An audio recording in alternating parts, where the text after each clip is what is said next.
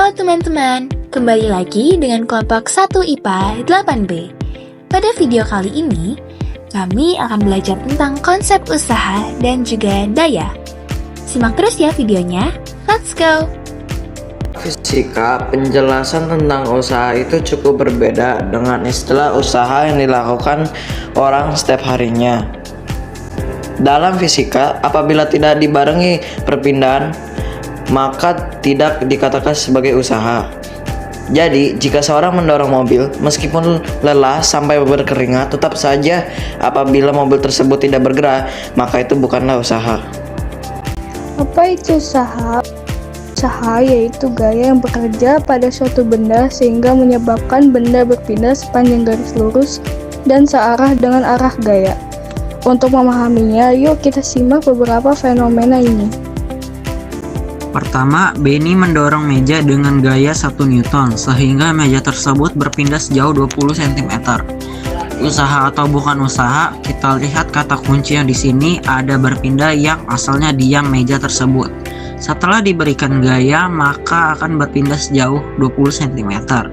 Berarti kalau ada kata berpindah dan arahnya searah dengan gaya yang diberikan, maka ini adalah usaha.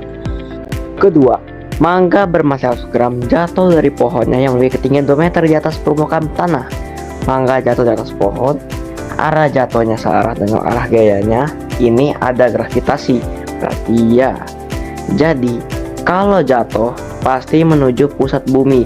Nah, ini berpindah juga yang asalnya di atas tiba-tiba di bawah, searah dengan arah gaya, maka disebut usaha.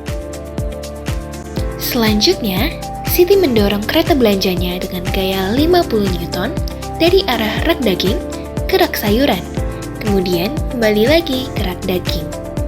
Usaha atau bukan usaha ya? Nih, dari rak daging ke rak sayuran, balik lagi ke rak daging, apakah mengalami perpindahan? Tidak. Esensinya, Siti itu berada pada tempat yang sama akhirnya. Karena tidak mengalami perpindahan, karena arahnya berlawanan juga, maka ini bukanlah usaha. Keempat, Dayu menginjak telur dengan gaya sebesar 5 Newton hingga telur tersebut pecah. Di sini telur tidak berpindah, berarti ini bukanlah usaha. Yang terakhir, balok bermassa 2 kg dipindahkan dengan gaya sebesar 40 Newton hingga berpindah sejauh 2 meter. Di sini ada kata kuncinya berpindah 2 meter, maka ini adalah usaha. Lalu, bagaimana cara menghitung usaha? Jika sebuah benda diberikan gaya besar sebesar F, sehingga benda berpindah sejauh S, maka usaha itu dapat dirumuskan W, sama dengan F dikali S, di mana W ini adalah usaha atau joule satuannya.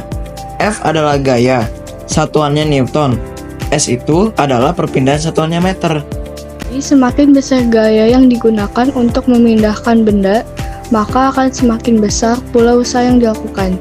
Semakin besar perpindahan benda, semakin besar pula usaha yang dilakukan. Dengan catatan gaya dan perpindahan ini tidak ada yang bernilai 0. Oke, untuk lebih memahami lagi, mari kita kerjakan satu soal ini. Sebuah benda dengan massa 20 kg berada di atas lantai yang licin. Benda ditarik oleh sebuah mobil dengan gaya sebesar 50 Newton, hingga benda bergeser sejauh 4 meter. Besar usaha yang dilakukan gaya F pada benda adalah berapa joule? Nah, jadi gaya yang diberikan oleh mobil yang bergerak ini adalah 50 Newton. Lalu, benda yang ditarik ini bergeser sejauh 4 meter. Maka diketahui F-nya itu 50 Newton, lalu S-nya itu 4 meter. Yang ditanyakan adalah W atau usaha. Maka rumus untuk mencari W adalah W sama dengan F dikali S.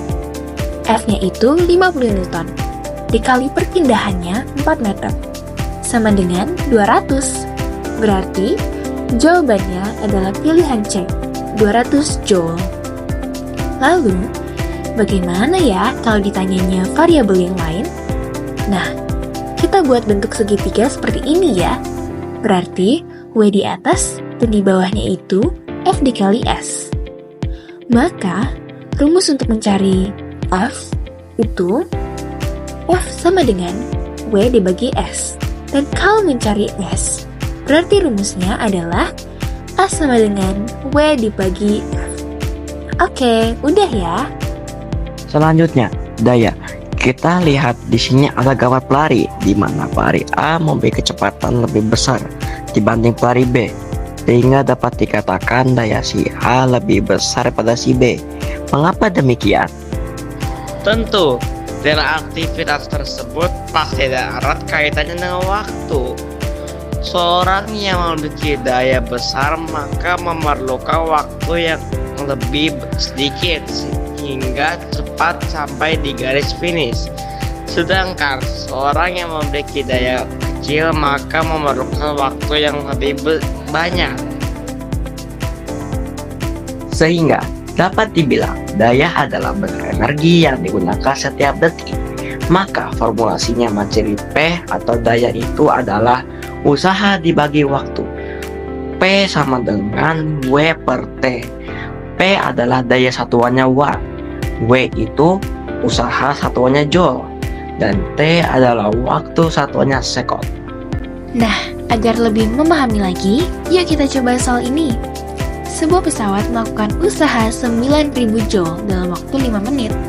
Daya pesawat itu adalah, nah di sini usahanya 9.000 joule dan waktu 5 menit. Maka pertama kita ubah dulu 5 menit menjadi sekon, karena satuan waktu adalah sekon. 5 dikali 60 yaitu 300. Jadi jawabannya 300 sekon ya. Nah, yang ditanya adalah daya pesawat atau P. Maka rumusnya adalah P sama dengan W dibagi T.